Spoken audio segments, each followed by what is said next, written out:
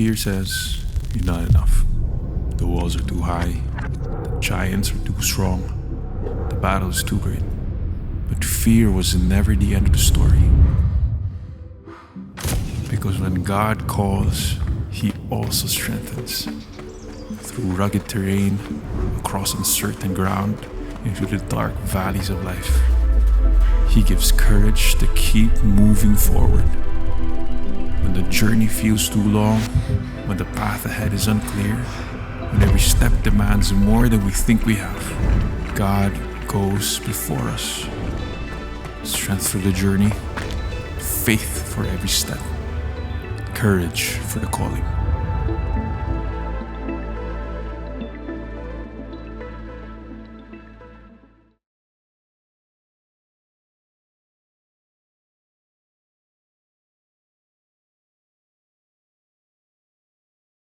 Panginoon, tinataas namin ang pangalan mo. Tunay ngang sapat ka, Father God. Ang pag-ibig mo ay hindi nagmamaliw. Ang presensya mo ay hindi nawawala. Lagi mo kaming sinasamahan mo. Ang katapatan mo ay pwede namin panghawakan, Diyos. Father, as we hear your word today, let the manifest presence of the Holy Spirit be with us. Give us eyes to see kung ano yung mga bagay na gusto mong sabihin sa amin directly. Give us ears to hear your word directly, Lord God. Yung para sa amin at amin lamang. Pinapupurihan ka namin sa pangalan ni Jesus. Amen. Please keep on standing as we read our text today. Buksan niyo po ang Bible niyo sa Joshua 1, verse 1 to 9. So, babasahin po natin ng sabay-sabay. Joshua 1, verse 1 to 9. Basahin natin sa ESV. Kung andyan na po kayo, basahin po natin. Verse 1. After the death of Moses, the servant of the Lord said to Joshua, the son of Nun, Moses' assistant, Moses, my servant, is dead. Now therefore arise, go over this Jordan, you and all these people, into the land that I am giving to them, to the people of Israel. Every place that the sole of your foot will tread upon, I have given to you, just as I promised to Moses.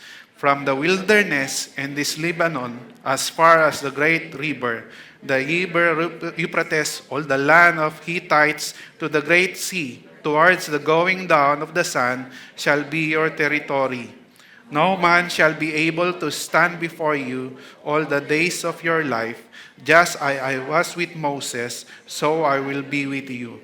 I will not leave you or forsake you. Be strong and courageous, for you shall cause these people to inherit the land that I swore to their fathers to give them. Only be strong and very courageous, being careful to do according to all the law that Moses my servant commanded you. Do not turn from it to the right hand or to the left, that you may have good success wherever you go. This book of the law shall not depart from your mouth, but you shall meditate on it day and night, so that you may be careful to do according to all that is written on it. For then you will make your way prosperous, and then you will have good success. Have I not commanded you? Be strong and courageous. Do not be frightened. Do not be dismayed. For the Lord your God is with you wherever you go. Ulitin ko lang ulit yung verse 9. Have I not commanded you? Be strong and courageous. Do not be frightened. Do not be dismayed. For the Lord your God is with you wherever you go. Pwede na po tayong upo. This is the word of the Lord.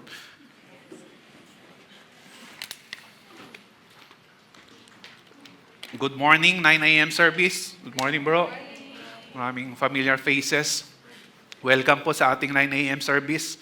I'm Rodel, one of the leaders and volunteers here on church. And actually, hindi volunteers, serve team here in church, sorry.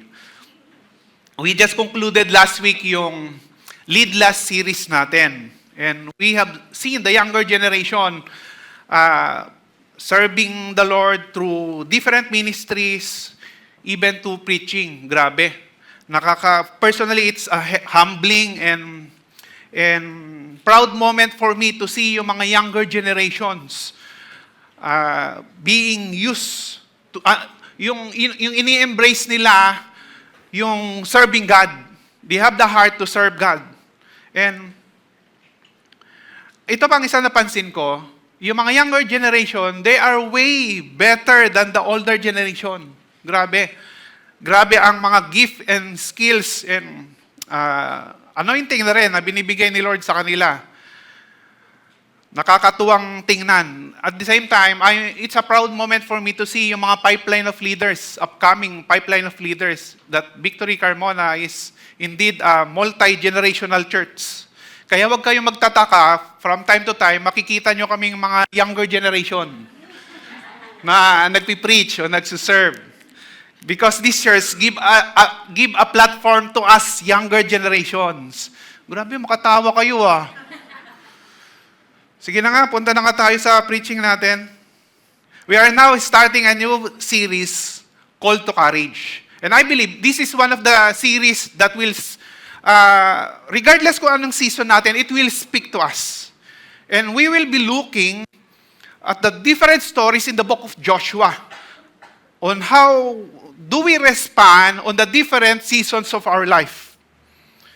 The outcome-based objective of our series is to show how God gives strength to His people in every circumstances to do the things that He is calling them to do in light of His redemptive plan. Now, we must understand that God calls us for a mission. Yan ang lagi natin naririnig for this year. God calls us for a mission. Actually, His mission. God calls us to participate on His mission. But at the same time, He will strengthen us, empower us, and be with us to obey His plans and purposes. Hindi niya tayo tinawag, tapos bahala na tayo. Hindi niya tayo, gawin mo to, tapos, pero discardin mo na. Hindi ganun si God. Pero ilatag muna natin ang series natin bago natin puntahan yung topic natin today. The background of our series, yung buong series natin. Again, magpo-focus tayo in the book of Joshua. And Joshua is the next leader of the Israelite after the death of Moses. Siya ang papalit kay Moses, si Joshua. And the book of Joshua is, of course, written by Joshua. Pero some theologians says na mayroong mga ibang nag-complete ng book. And yung book of Joshua is a continuation of Deuteronomy. Yung Deuteronomy, nagtapos siya at chapter 34, natapos siya in the death of Moses. Habang Joshua naman, siya ang nag-quote kinote niya yung death of Moses. So continuation siya. Ito ang bridge papunta sa Promised Land kasi first 5 books talks about the Israelites outside the Promised Land. Ito, yung mga susunod na books after Joshua talks about the Israelites inside the Promised Land. And it describes a transition in leadership, the people's eventual entry sa Promised Land, their conquest, and eventually kung paano sila mag-settle sa land of promise. And they are coming from 40 years of wandering in the wilderness, wherein the older generations died, except for Joshua and Caleb. Kasi supposedly, an 11 days journey from Mount Sinai to Kadesh Barnea, yan yung papasok na sa Promised Land, become 40 years of wandering. From 11 days to 40 years of wandering. Why? Because the older generation were not allowed to enter. Hindi sila pinayagan na makapasok because of their disobedience, fear, unbelief, and eventually rebellion. They were supposedly kasi 400 years sila slave sa Egypt. Moses na-redeem sila, Red Sea, parted of the Red Sea, papunta sila sa wilderness, then sa Mount Sinai, new covenant of the Lord, binigay niya through Moses, tapos supposedly, diretso na sila sa conquest ng Promised Land. Kaso anong nangyari? Everything changed because of their negative responses when they sent 12 spies to spy the land. Before sila napapasok sa Promised Land, nagpadala muna sila ng 12 spies. Spice boys. And 10 of those nagbigay ng negative report. 2 lang ang nagbigay ng good report, that is Joshua and Caleb. The trajectory of their lives were altered because they choose to believe the bad report. That brings us to the rationale of this series. Kaya tayo nagkaroon ng series na to. In the next 4 weeks, titingnan natin how God faithfully answered yung fearful objections nila raised by the 10 frightened spies, including yung response ng mga Israelites. This series can speak to the emotional and mental struggle many face today. As we relate it to the fearful declarations found sa Numbers 13 and 14. Daanan muna natin saglit yung fearful objections na yon because it will give us a foundation in the next 4 Sundays.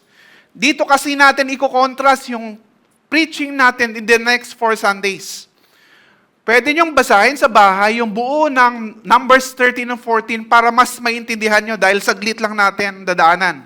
Fearful objection number 1. Numbers 13:31, then the men who had gone up with him said, "We are not able to go up against the people, for they are stronger than we are." Ito yung isa sa mga report ng 10 spies. The enemy is too strong and we are weak. They are responding in fear, in feeling of inadequacy. Isipin nyo ito yung response nila kahit pa ginaranti na ni Lord yung victory sa kanila. And so with us today, this is when the whisper of our inadequacy, our many, in fear cripples us to move forward. Ito yung ang dami nating dinadaanan sa buhay, yung ang hirap ng buhay, hindi ko kaya to, paano na ako bukas. Ito yung nag-overthink tayo ng mga maraming what if. Ito yung naunahan tayo ng takot. Kung nandito tayo sa season na to, how do we respond? Yan ang kailangan nating sagutin. Yan ang focus natin this Sunday. Fearful objection number 2 is Numbers 13:28. Again, isa sa report ng 10 spies. However, the people who dwell in the land are strong, and the cities are fortified and very large. And besides, we saw the descendants of Anak there. Ito yung reklamo nila. Yung reklamo ng 10 spies. In spite of God guaranteeing a victory, ito yung reklamo nila. Anak pala, nakita nila, grabe na reklamo nila, wala pa yung ama at ina. Grabe, hindi nakuha yung joke. Sa kids lang ako mag-joke. Ang reklamo nila, their cities are fortified and large. Ito yung feeling of being overwhelmed, na minsan, dumarating tayo sa buhay na, pag isang city lang, kaya ko naman yan eh. Pero pag cities, tapos fortified, ibig sabihin, pag dumaan tayo ng problema na sabay-sabay, or yung lahat na lang, parang binuhos si Satanas ang problema sa atin. It's a feeling of being overwhelmed. How do you respond in this season? Balik po kayo next Sunday para masagot yan. Fearful objection number 3 is Numbers 14:3. Respond naman to ng mga Israelites sa report ng 10 spies. Why is the Lord bringing us into this land to fall by the sword? Our wives and our little ones will become a prey. Would it not be better for us to go back to Egypt? Why is the Lord bringing us to fall by the sword? Bakit pa tayo dinala ni Lord dito kung hayaan lang naman tayo mamamatay? Dapat doon na lang tayo sa Egypt. This is a season of failure. This is when our mistakes speaks louder than our progress. This is when we are in a negative situation either because of our wrong choices, disobedience, unfaithfulness, or probably because of sin. In this season, can we still trust that God can bring redemption and restoration? Third Sunday yan. Fourth, fearful objection nila is Numbers 13:32. So they brought to the people of Israel a bad report of the land that they had spied out, saying, "The land through which we had gone to spy it out is a land that devours its inhabitant. In all that the people that we saw in it are of great heights." Kumakain ng tao yung lupa. Yan ang reklamo nila. This is the feeling of not finishing well the plans and purposes of God. This is when quitting is always an easier choice. It's when we want to give up in despair and losing hope. In this type of season, where do we put our focus? To whom do we put our trust? Kaya sabi ko, this is a very relevant topic kasi these are very relevant experiences. One way or another, dumadaan tayo sa mga ganitong experiences. These are not just psychological experiences, they are spiritual battles that affect how we live, how we lead, how we follow God. As we journey through the key moments in Joshua's life in leadership, we will see how God faithfully met him and the people of Israelites. Na kahit anong season na dinadaanan ni Joshua, makikita natin kung paano naging faithful si God. And we see how we too can receive strength in these emotional and mental struggles. So, let's go to our topic today to answer the first fearful objection, yung fear of feeling inadequacy. Ito yung preaching natin for today, and our theme is strength to move forward when courage feels out of reach. Strength to move forward when courage feels out of reach. Kasi being a follower of Christ does not excuse us from experiencing yung mga difficult season, personal struggles, and painful circumstances. Kahit pa ang tagal mo ng Kristiyano, dadaan tayo dito. The reality is that you can know and trust God, but can still have mental problems. Kilala mo si God, pero magkakaroon ka pa rin ng mental problems, doubt, grief, or even fear. You can be saved, but at the same time, you can go through depression, anxiety, stress. You can be in spiritual heights, but it does not guarantee that you will not go through a season of spiritual dryness. Kilala mo na si Lord, hindi ka na nanghihina, wala nang season na manghihina ka. Case on point, si Prophet Elijah. May mga panahon sa buhay na pinanghinahan tayo, kinakabahan sa takot. Dahil sa mga hinaharap natin sa buhay. It's part of life. So let me start with this question. What is the biggest fear that you are facing right now? Mga iba, super spiritual. Wala akong fear, kay Lord ako eh. May konting concern lang ako na hindi nagpapatulog sa akin, yung kapitbahay ko. Pero, if we lower down our defenses, if we lower down our spiritual facade, if I will talk to you one-on-one, heart-to-heart, kumusta ka? What is the biggest fear that you are facing right now? Probably, ang sagot ng mga iba, Meralco bill. Yan. Grabe, kandila na nga at pamay pa yung ginagamit ko, 5,000 pa rin ang bill. Kaya mga iba, takot sa Judith. Mga iba naman, yung oil price hike.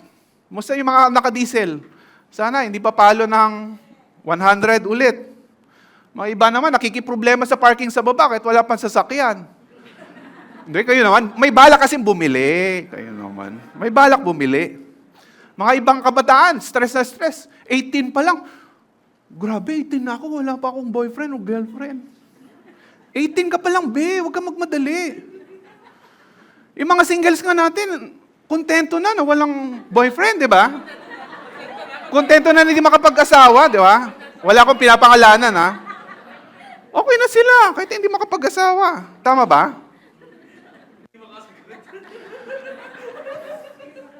But what if our problems are even bigger? What would you do if you're trying to serve God but you have a problem with your marriage, with your kids, with your parents, with your relationship? What would you do if you want to give to God's kingdom work, pero lalo ka nalulubog sa utang, financial struggles, financial burdens? What would you do if you're trying your best to be excellent sa work mo, pero natanggal ka pa ng trabaho, tapos ang hirap mong makahanap ng trabaho, bagong trabaho? What would you do if you're trying to steward your best, yung business mo the best way you can, pero it turns out, lulugi ka pa, you have to close it. What would you do if you want to worship God with all your mind, with all your soul, with all your strength, but you are surviving day to day because of mental problems, anxiety, or even depression? What would you do if you have a specific request, pero parang ang tagal sumagot ni Lord? How do you respond when you are in a life transition and you don't know what tomorrow brings? How do you respond if you trust God, you have faith in Him, but you are terrified of the possible outcome ng situation mo ngayon? Where is faith when life is overwhelming? These are hard realities of life. Being in Christ does not promise a storm-free life, but the more important question to us is this. As sons and daughters of the living God, where do you find strength to move forward when courage feels out of reach? I hope you notice yung premise, sons and daughters of the living God. That is our identity. That is who we are. That is our anchor to our text today. Puntahan natin yung Joshua chapter 1, verse 1. After the death of Moses, the servant of the Lord said to Joshua, the son of Nun, Moses' assistant. This ties up yung may series natin na Deuteronomy series, Always Enough. Nandun pa sila sa plain of Noah, east of Jordan River, papasok sila sa promised land. And binigay ni Moses yung law the second time around. Yun yung Deuteronomy series natin. After niya na may bigay yon, Moses died. As a nation, the death of Moses is a very big deal because he is bigger than life for them. Sa atin, binabasa natin Moses died. Yes, Moses died. Pero sa kanila, big deal yon. He is the lawgiver. God did historic miracles and wonders through Moses. For me, personally, personal opinion ko lang to he is the greatest leader of the Old Testament, bar none. The GOAT, the standard, the legend in terms of leadership, Moses. He leads almost 3 million hard-headed and stubborn Israelites. Kasi isipin nyo Moses ka. He is the executive, judiciary, and legislative. Of course, theocracy ang form of government nila. Ibig sabihin, si God pa rin naman lahat, pero siya ang representative. He is the whole government. Actually, ang description kay Moses sa Deuteronomy 34:10, since then, no prophet has risen in Israel like Moses, whom the Lord knew face to face. Ganun katindi ang description ni Moses. He has a very close relationship with God. He is irreplaceable and one of a kind. Tingnan naman natin yung point of view ni Joshua. Of all people, he is probably the one grieving the most. Siya ang grabe ang pag-grieve sa loss of Moses. Because Moses is his boss, his mentor, his leader, and has been with him the longest. Siya ang pinakamatagal na kasama ni Moses, including Caleb. And number 2, he feels weak and inadequate for the task of replacing the great Moses. Sino ang makakapagpalit kay Moses? Pinanghihinaan siya ng loob. Hence, the repetition, be strong and courageous. Kaya nga, paulit-ulit yung be strong and courageous. Kung alam ni Lord na hindi siya pinanghihinaan ng loob, kung alam ni Lord, kung example, ang problem niya is overconfidence naman, ang sasabihin ni Lord is, be humble and not be proud. Yun ang paulit-ulit na sasabihin ni Lord. Pero alam niya, pinanghihinaan siya ng loob, kaya paulit-ulit, be strong and courageous for the whole chapter 1. Pagbabasahin natin sa Numbers 12:3, hindi ko na nilagay dyan, ito yung isa sa description ni Moses. Now Moses was a very humble man, more humble than anyone else on the face of the earth. He is the most humble people on the face of the earth. Though, siya rin nagsulat niyan. Pero inalaw ng Holy Spirit na isulat niya yan. So, totoo. Yet Joshua knew that even the humble and calm Moses got angry and failed big time. Kaya siya hindi nakapasok sa promised land. Pati si Moses, hindi pinayagan ni Lord na pumasok sa promised land kasi nag-fail siya sa command ni Lord. Makikita niyo yung story sa Numbers 20. Instead na ituro niya yung bato, grabe ang galit niya sa mga reklamador na Israelites, pinalo niya 2 beses. Kaya nagalit si Lord. Ito ngayon, kung si Moses na pinakamagaling na leader ay sumablay dahil sa tigas ng ulo ng mga Israelites, paano na ngayon si Joshua? See the dilemma of Joshua, why he feels what he feels? He is fearful and terrified, hence the verse 9, do not be frightened. Kaya yun ang sinabi ni Lord. The task is so great, he knows that he will be leading a military campaign. with ill-equipped and inexperienced people against mighty nations and fortified cities. Ang bigat nung role na gagampanan niya. And in our context, sa context natin, hindi bagong Christian si Joshua. Matagal na siyang Christian, kumbaga. Matagal na niyang kilala si Lord, pero dumadaan pa rin siya sa matitinding pagsubok. Kung ako ang nasa sapatos ni Joshua, baka ino-overthink ko na yung situation, baka iniisip ko na yung exit plan ko, bahala ka na dyan, Lord, wag mo na akong idamay. I will probably consider giving up. But let's see what the Lord did next. After the death of Moses, the servant of the Lord said to Joshua, the son of Nun, actually ang pronunciation niyan. Hindi siya anak ng madre. Nun actually. Moses, assistant, Moses, my servant, is dead. First of all, the Lord said to Joshua, the Lord cared for Joshua that He spoke to him directly and personally. Makikita niyo yun? Si Lord mismo ang nangusap directly kay Joshua. Pwede namang priest, pwede namang messenger. Pero God spoke to Joshua directly and personally. And the Lord acknowledged Joshua's situation, as if saying to Joshua, Moses is your boss and you love him, but he is my servant. Ito ang naiiba. Sa context natin, pag sinabi kong my servant ko yan, parang mababa. Pero pag si God ang nagsabi, that's my servant, it's actually a word of endearment. Iilan lang ang sinabihan ni Lord ng my servant sa Bible. Abraham, Moses, eventually si Joshua on his death. Then David, isang foreign king, tapos yung land of Israel. Pero pag makikita mo what's common to them, they are spiritual giants. Hindi basta-basta, they are cream of the pie. They are the kumbaga, tinitingala. As if God is saying, if Moses is important to you, Joshua, mas lalo na sa akin because he is my servant. He is my close friend. I chose him to represent me.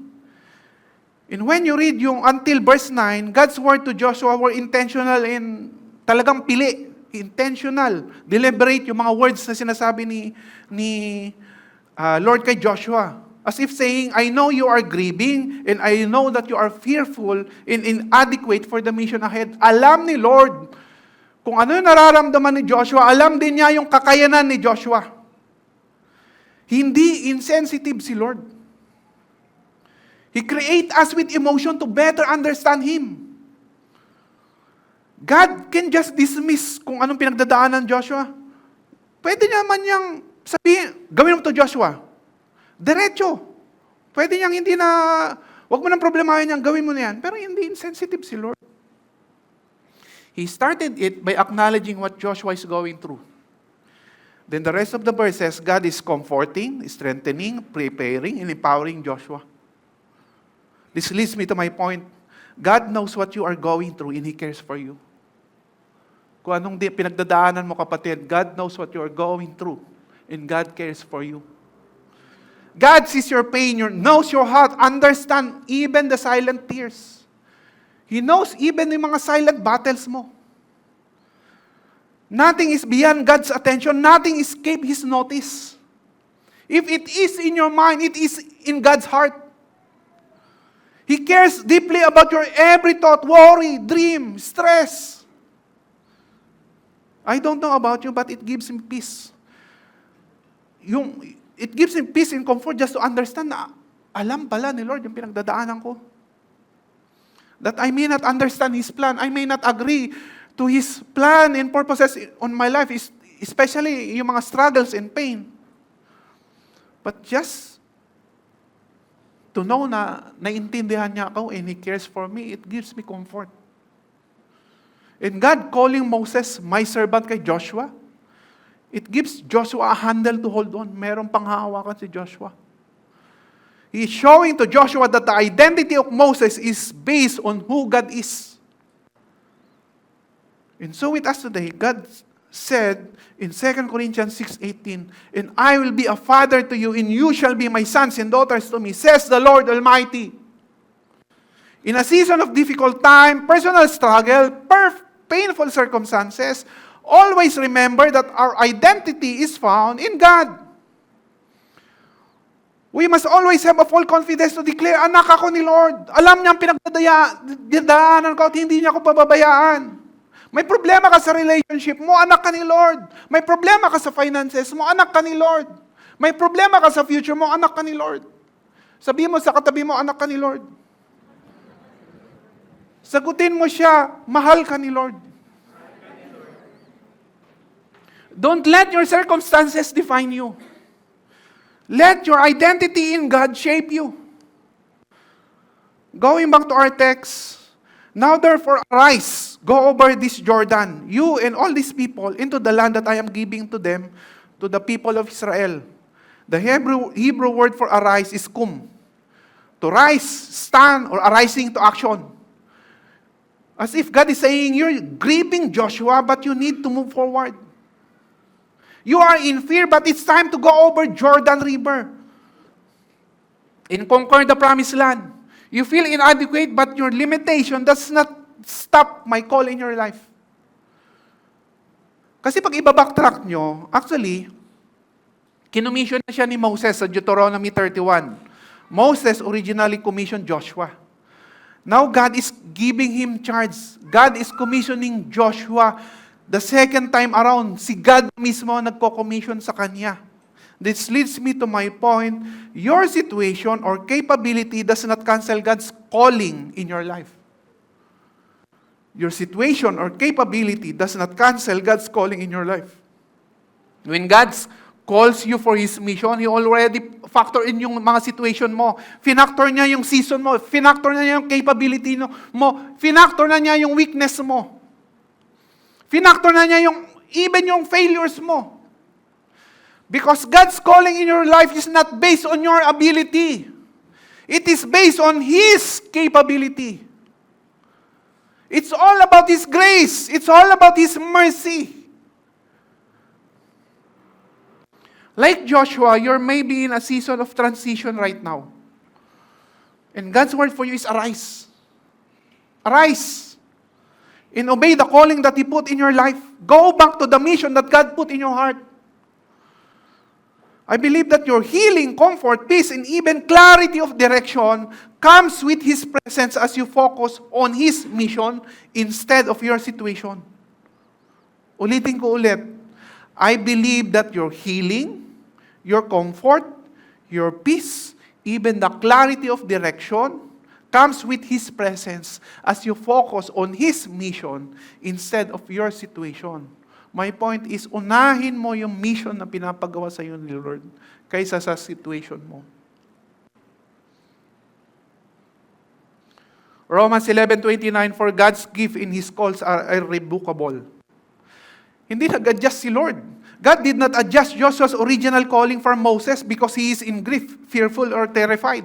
Hindi niya sinabi, ay Joshua, sige, balikan na lang kita pag okay ka na. Balikan na lang kita pag talagang matapang ka na or tingin mo kaya mo na. Hindi eh.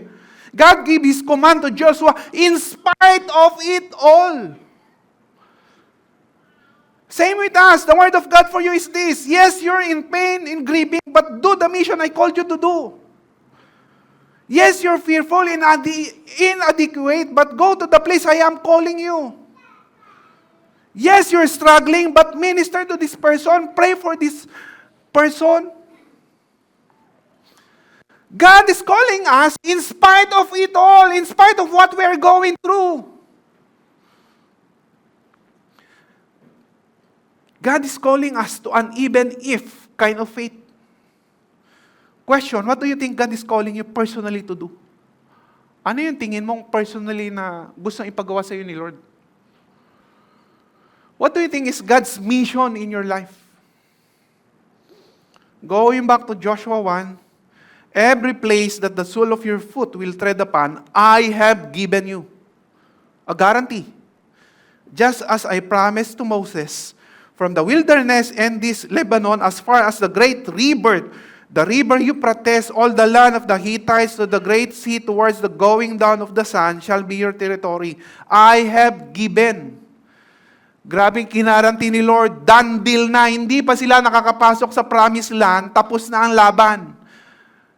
You just need to tread your foot or walk on or claim and physically take possession of the promised land. Yun na lang ang gagawin ni Joshua. God's part is giving them guaranteed success. But they still have a part to play. Question, if God has a promise to you and it is a guaranteed success, would you willing to risk it all? Ano yung kaya mong i-give up sa pinapagawa sa iyo ni Lord? Tingnan lang natin itong map so that meron tayong idea.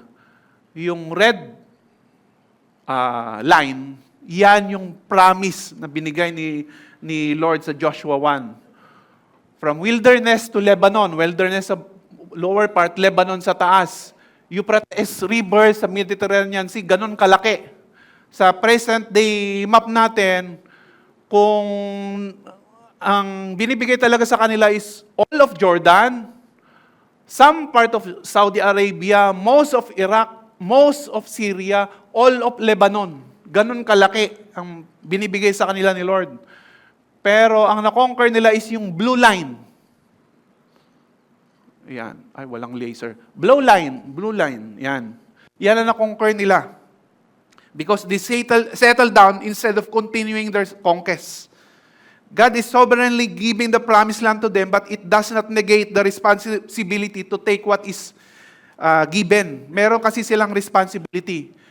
On the present day map of Israel, yung green na lang sa kanila. Ganon na lang kaliit. West Bank yung portion pa yun na nangkat sa kanila. Part of Palestine. Ganon na lang kaliit.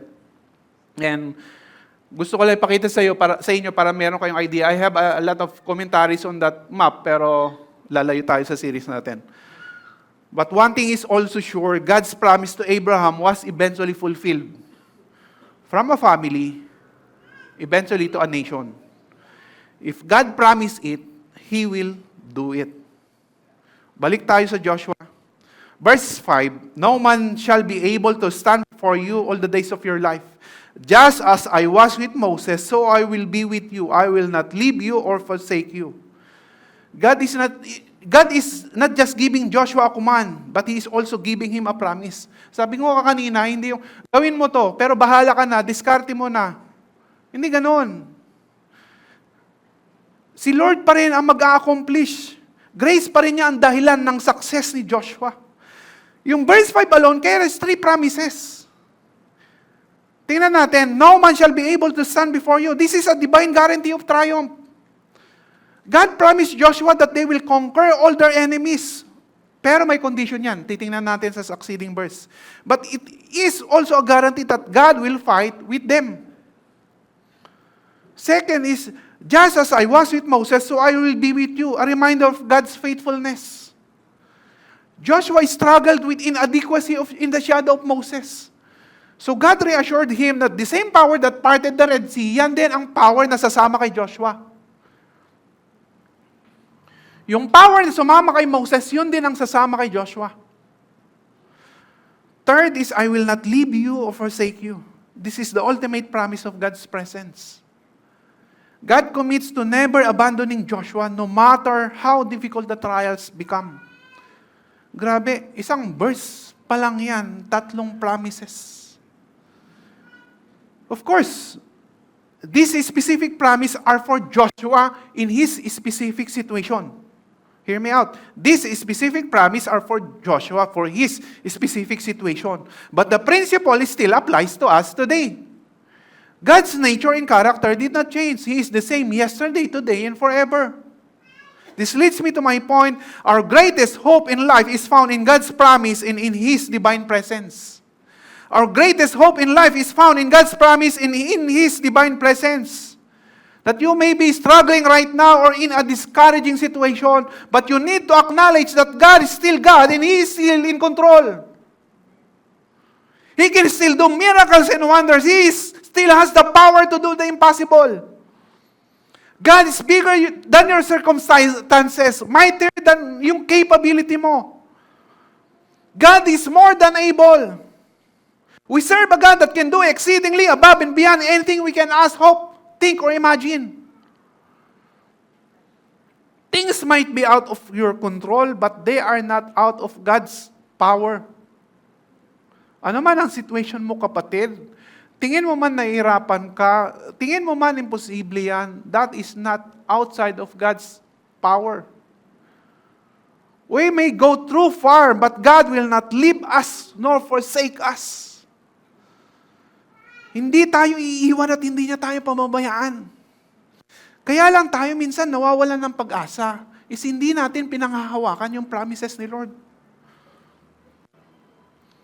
Whatever your season is, the safest place to be is in the presence of God. The safest place to be is in the presence of God. In His presence, there is life, there is rest, there is peace, there is comfort, there is hope. That's why, sabi ko kanina, we must put more effort in seeking the presence of God than solving the problem we are facing. How? By surrendering to His will, to His purpose, to His plan. We cannot experience the presence of God without surrender. Minsan kasi, pumupunta tayo kay Lord, ang dami na nating plano, ang dami na nating gusto mangyari. Lord, ganito mo sagutin ang prayer ko. Lord, ito ang gusto ko. Lord, siya ang gusto ko para sa akin. Minsan meron na tayong specific na prayer papunta kay Lord. Instead na, Lord, let your will be done in my situation. Lord, kahit nahirapan ako, basta samahan mo ako. It's a prayer of surrender. Kahit anong mangyari man, Lord, basta sasamahan mo ako, okay na ako. Question, do you trust that God is present even in your time of pain and sorrow? Totoo ba na pinagkakatiwalaan mo na kasama mo si Lord pag nasa season ka ng difficulties? Do you really believe that God is with you in your season of struggle? Let's move forward sa other verses. 6:7. 6:7. Be strong and courageous, for you shall cause these people to inherit the land that I swore to their fathers to give them. Only be strong and very courageous, being careful to do according to all the law that Moses, my servant, commanded you. Do not turn from it to the right hand or to the left, that you may have good success wherever you go. Magkasunod na kinuman ni Lord yung be strong and courageous. Meaning, it is important. Actually, ulitin pa yan ni Lord sa verse 9. Uulitin pa ulit ng mga Israelites kay Joshua sa last part ng chapter 1. 4 times sa chapter 1, be strong and courageous. Kasi alam ni Lord yung puso o pinagdadaanan ni Joshua. And this is a command, not a suggestion. And it is anchored on His promises. Isipin nyo ibinigay niya na muna yung mga promises bago niya kinuman na be strong and courageous. Ibig sabihin, He is commanding Joshua to not rely on his own strength, but to depend on God's strength. Promise muna, bago command. A lot of time, God will not always change our circumstances. Kung pwede lang talaga, every time na mag-pray tayo, baguhin mo yung taong to, baguhin mo yung situation ko. But a lot of time, God doesn't answer it that way. A lot of time, tayo ang ini-strengthen ni Lord, tayo ang sinasamahan ni Lord para kayanin natin yung situation. Kasi that's how faith builds. He will give us strength to face our battles in life. He will cause us, He calls us to courage to face our fears. Because courage is not the absence of fear, it's moving forward in spite of fear. Called to courage is choosing to hold on to God's promise instead of letting fear, doubt, disappointment, or grief hold us back. Called to courage is having confidence in the power of God even in the season of weakness. But God's strength and God's promises are conditional. Joshua have a part to play. being careful to do according to all the law that Moses, my servant, commanded you, do not turn from it to the right hand or to the left. Yan ang condition. God demands full obedience to His word. Being careful to do means we need to be intentional, purposeful, deliberate in obeying the commands of God. God is not just demanding outward obedience, hindi lang panlabas. He wants an inward orientation of our hearts. Pagbasahin mo yung message translation, ang ganda na nilagay doon. Give it everything you have, heart and soul. Make sure you carry out the revelation that Moses commanded you, every bit of it. Our strength in God comes from obeying His word. Ang kalakasan natin nanggagaling sa pagsunod natin sa salita ni Lord. And we can only be successful if we apply His word and live our life in obedience to it. Last part ng verse 7, that you may have good success wherever you go. Ito ang key of success sa worldly standard. Number 1, dapat may pangarap ka, may goal ka, may dream ka. Number 2, be committed, work hard para sa goal mo, para sa dream mo. Number 3, think positively and believe in yourself. Number 4, focus and accomplish your goal. Yan ang key of success in a worldly standard. One way or another, ganyan ang template. Mag-iiba ng konti, pero ganyan ang template. Pero napansin nyo, what's different? It's all about me and my effort. It's all about me. Ang sinasabi ng Joshua 1, chapter 1, ang key to success, to be successful in God's standard, ganito. Know God's word, trust God's word, obey God's word. Know God's word, trust God's word, obey God's word, that you may have good success wherever you go. Success then is all about God's grace and God's favor. This leads me to my point. Success in God's standard is the result of full obedience to Him. Sa ating mga anak ni Lord, yan ang standard natin ng success. The goal is obedience to God's word and not success. Success is just a byproduct of our obedience. Matthew 6:33, sabi ni Jesus, but seek first the kingdom of God and His righteousness. In all these things shall be added unto you. Ano ang unahin mo? Unahin mo yung kingdom of God and His righteousness. At bahala si Lord magbibigay ng all your need, even probably some of your wants. Pero unahin mo muna.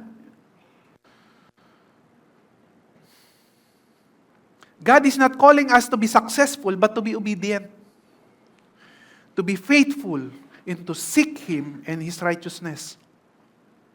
In the measurement of success in God's kingdom is not about health, wealth, or material blessing. Hindi yan ang basihan ng success in God's kingdom.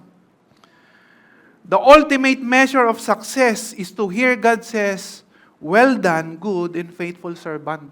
Ibig sabihin, yung pag-obey natin sa mission and calling na binigay sa atin ni Lord, which is based sa word niya. Question, ano ang tingin mong pinapagawa sa iyo ni Lord? Tinanong ko na kanina. Are you in full obedience to His will? Are there things you need to repent to God for not doing His will and purposes? Meron ka bang kailangan i-repent? Verse 8, this book of the law shall not depart from your mouth, but you shall meditate on it day and night, so that you may be careful to do according to all that is written in it. For then you will make your way prosperous, and then you will have good success. Same ulit. Inulit ni Lord yung verse 6 and 7. Nirephrase lang niya. Again, if inuulit sa Bible, it is important. Kumbaga sinasabi ni Lord kay Joshua, Joshua, makinig ka nga ni, important nga ni. Parang gano'n ang sinasabi ni Lord. Pero let's focus on the first part, the book of the law. In their context, yung book of the law, it's the Torah, the Pentateuch, the first 5 books of the Bible, yung Matthew, Mark, Luke, John. Hindi! Grabe naman. Genesis, Exodus, Leviticus, Numbers, Deuteronomy. Yan ang sinasabing book of the law kasi yan pala ang written Bible nila on their time. Talo talaga kayo ng kids church eh. Pero in our time, ang nire-represent ngayon yan is yung the whole counsel of the Lord, the whole Bible. Dapat meron tayong Bible sa bahay, hindi lang dapat app. Yung part na shall not depart from your mouth. Ibig sabihin, to keep speaking, to declare, to talk about it, to remind yourself about it. That is why we need to worship God regularly. That's why we need to be involved in small group. That's why you need to be involved sa equipping classes. Kasi yan ang way para it doesn't depart from your mouth. Ibig sabihin, kailangan natin isabuhay. Kung ano yung laman ng puso natin, yan ang lumalabas. You shall meditate on it. To memorize it, to listen to it, to focus on it, think about it, process it, show it, live it out. Trust in yung isabuhay natin. My next point ngayon is connects to our liturgy series. Let the Word of God shape our thought, mind, and action. Let our life be formed and transformed by the Word of God. Again, paulit-ulit na natin narinig yan. The problem is, ito kasi ang problem, there is a very thin line between fear and faith. At ang daling mag-overlap. Minsan, mas malaki yung faith. Minsan, mas malaki yung fear. Sometimes, we let our bad situation overlap our faith instead of the other way around.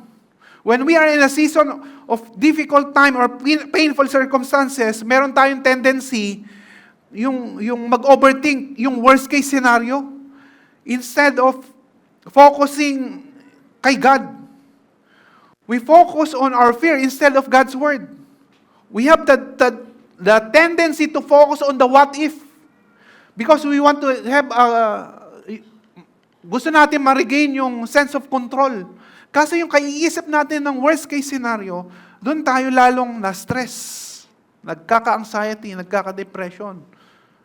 Yung paano kung hindi kami makasurvive, paano kung hindi ako gumaling, paano kung lalo kami lumubog sa utang, paano yung anak ko, paano na kami.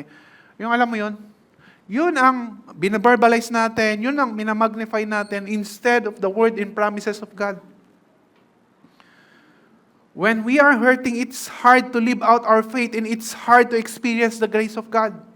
When we are doubting, it's hard to trust that God does not leave us nor forsake us. Kasi ang daling sabihin, God does not leave us nor forsake us. Kaso minsan, ang hirap isa buhay pag andun na tayo sa situation na yung mismo.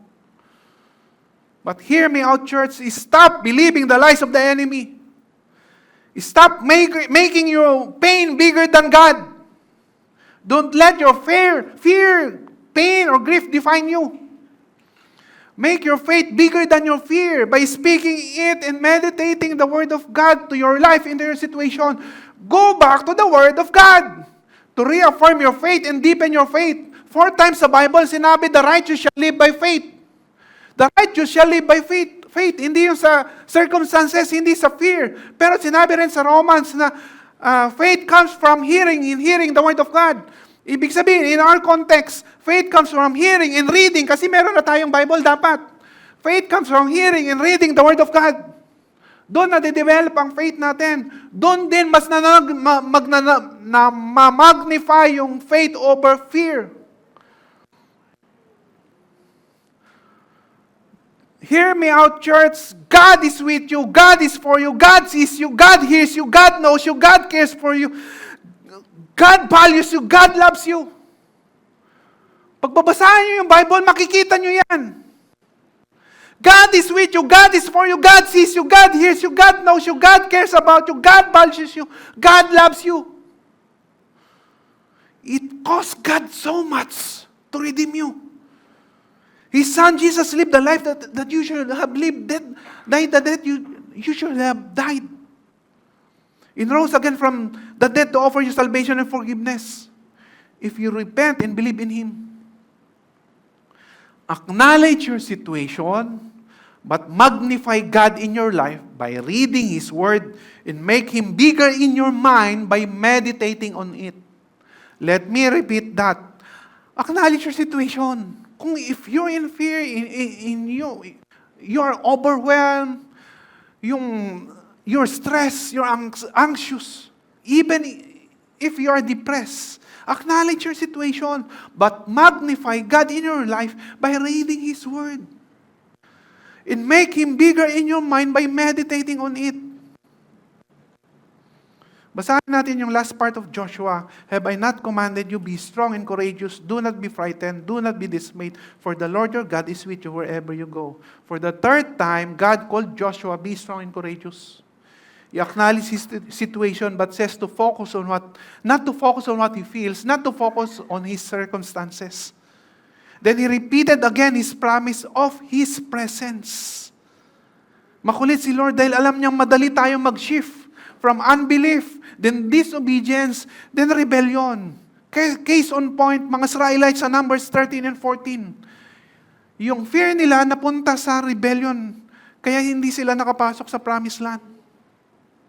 Experiencing fear or pain is not the problem. That's part of life. Our response to it is the problem. We have the choice to live in fear and settle in our wilderness like the older generation, or respond with courage in spite of fear to conquer our promised land like the younger generation.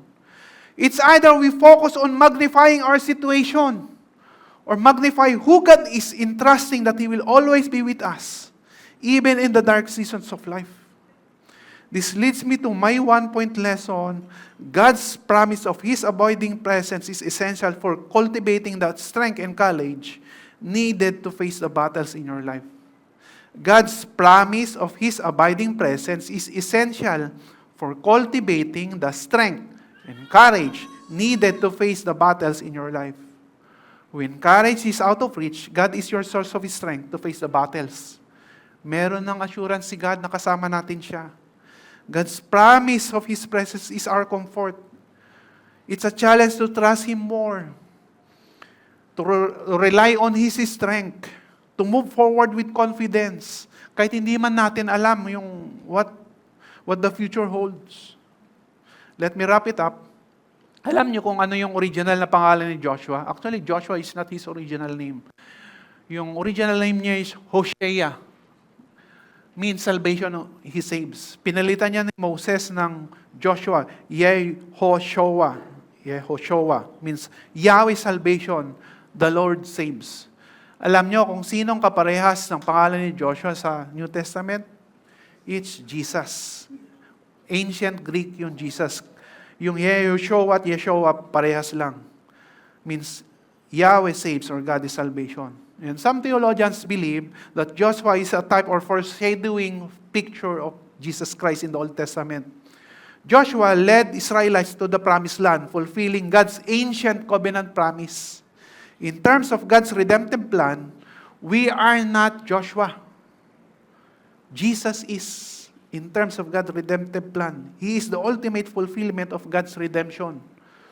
Jesus conquered hell and death for you and me. Let me read my last verse as we are about to close. Titus 2:14. Jesus gave Himself for us to redeem us from all lawlessness and to purify for Himself a people for His own possession who are zealous for good works. The God-man Jesus lived a perfect life, died a sinless death, rose again to redeem us from the sins and give you hope of eternal life. Sabi ni John, sa John chapter 1, sa Gospel of John, the Word become flesh and dwelt or tabernacled among us. Meaning, alam ni Lord yung mga pinagdadaanan natin kasi si Christ naging tao din. Naranasan din niya yung struggles and hardship natin. Kaya hindi natin pwedeng sabihin na, Lord, hindi ka naman nakaka-relate. Nakaka-relate si Lord. Alam niya ang pinagdadaanan mo. That is why, even when life gets tough, go back to the cross. Balik ka lang sa cross, kapatid. The suffering you are experiencing right now is nothing compared to the excruciating pain and shame He endured for you and me. He redeemed us as His people and as His possession to set us apart to participate for His redemptive plan, for His mission. Sabi sa Matthew 28:19-20, A very familiar verse, therefore go and make disciples of all nations, baptizing them in the name of the Father, the Son, the Holy Spirit, and teaching them to obey everything I have commanded you. Pero I want to focus on verse 20. And surely I am with you always to the very end of the age. See, Jesus guaranteed that His presence will always be with us to the very end as we participate on His mission. Ano man ang pinagdadaanan mo, focus on the mission that God has put in your heart, and Jesus guaranteed His presence. Can we stand as we close? In Jesus there is life, in life to the full. There is redemption, restoration, reconciliation, provision, healing, deliverance. In Jesus there is peace, there is hope, there is courage, there is strength. Whenever you're facing giants or you're in the middle of a storm in your life, God commands us to be strong and courageous, for He will be with us in every battle, in every challenges. His presence is our strength, and that is more than enough. Even if life is so hard, don't give up. Hold on the promises of God and trust His character. Because He is who He says He is, and He can do what He says He can do. He is still a way maker, a miracle worker. There's nothing that God cannot restore, or relationship that God cannot reconcile. No Red Sea that He cannot part, no wall that He cannot break down, or storm that He cannot calm down. There's nothing that God cannot do. He who promises is faithful. And He is faithful even if we are not. If He said it, He will do it. He is not a man that He should lie.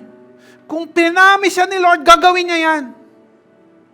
If He promised His presence, He will be with you even if you will go through fire or high waters. God is after your faith. God is after your obedience. I am praying and declaring that this year is a year that we will step boldly with courage to the calling of God in our life. Let's pray, Father God. You're good and you're with us. Help us to desire more. Give us a hunger for your word and the humility to obey it. Help us to give up control over our life and to trust you. Trust your will be done over our situation. Give us the strength we need for today and hope for tomorrow. Give us the courage to obey your will and to live according to your purposes.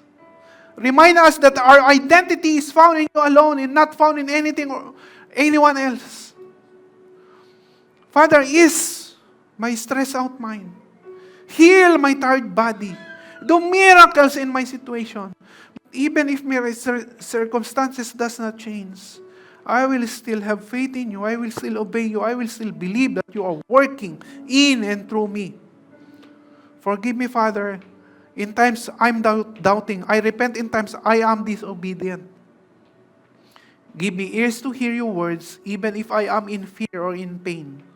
Give me eyes to see your presence wherever I go. Thank you, Lord, for your love that pursues me, your grace that overwhelms me. Let my life be a testimony that glorifies your name. In Jesus' name we pray. Amen. Can we give praise to God? May the Lord bless you and protect you. May the Lord smile on you and be gracious to you. May the Lord show His favor and give you His peace. Our service has ended. Go as blessed people of God, share the gospel to others, and make disciples of all nations. If you need prayer, just come forward after the service. See you next Sunday.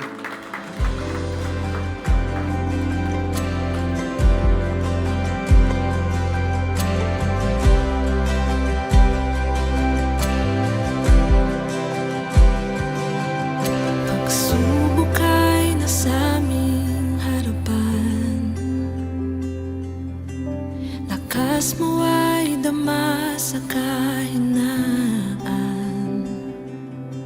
Kung minsan di alam ang dahilan, ngunit ikaw pala ay nariyan. Ika'y ligayang di mapantayan. Sa gitna man ng lumbay at alinlangan,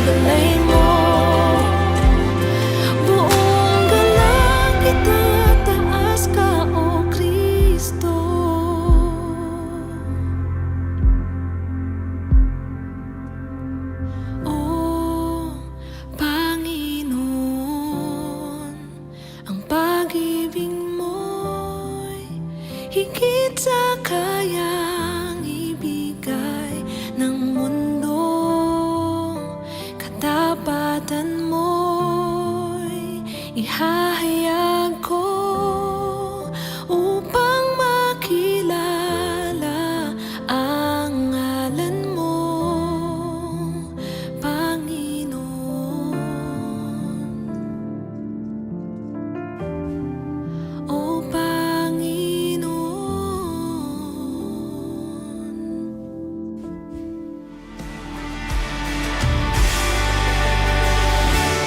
Seems like I'm surrounded. My enemies I see, but your love I hear resounding. This freedom I shall see. Yeah. No trouble can destroy